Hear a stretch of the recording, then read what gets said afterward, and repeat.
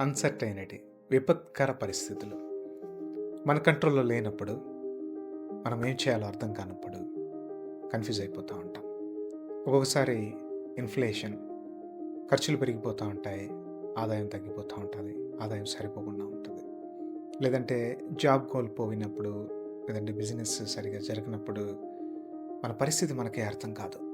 లోపల భయం, బయట ప్రతికూల పరిస్థితులు. అప్పుడు మనం అనుకుంటాం, దేవా నేను ఎలా బతకాలా? నేను ఎలా చేయాలా? ఎలా మేనేజ్ చేయాలా? నాకు సరిపోవట్లేదు శక్తి. అయితే ఒక మాట గుర్తుపెట్టుకోండి.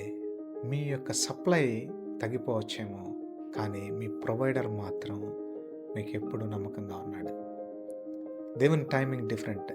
కానీ మీకు రావాల్సింది ఖచ్చితంగా మీరు ఎక్స్‌పెక్ట్ చేసిన దారిలో రాకపోవచ్చేమో, కానీ మీకు మాత్రం మీకు కావాల్సింది, రావాల్సింది దొరుకుతుంది.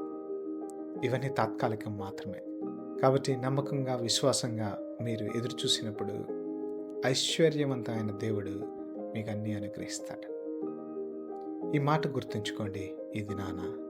ఫిలిప్పీయులకు రాసిన పత్రిక 4:19 నుండి, కాగా దేవుడు తన ఐశ్వర్యం చొప్పున యేసుక్రీస్తునందు మహిమలో మీ ప్రతి అవసరతను తీర్చును అని. మీ యొక్క అవసరత ప్రతిదీ తీర్చబడును. కానీ దేనిలో? యేసుక్రీస్తు యొక్క నామంలో.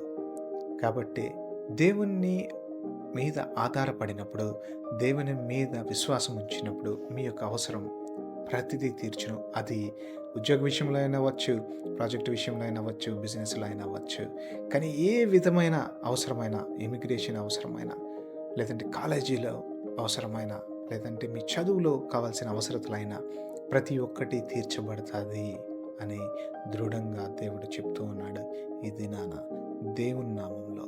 కాబట్టి ప్రియులారా, దేవుని మీద విశ్వాసం ఉంచి మీరు ఆయన మీద ఆధారపడినప్పుడు మీ యొక్క సమస్తము సమకూరు జరుగుతాయి. దేవుడు మిమ్మల్ని దీవించును గాక.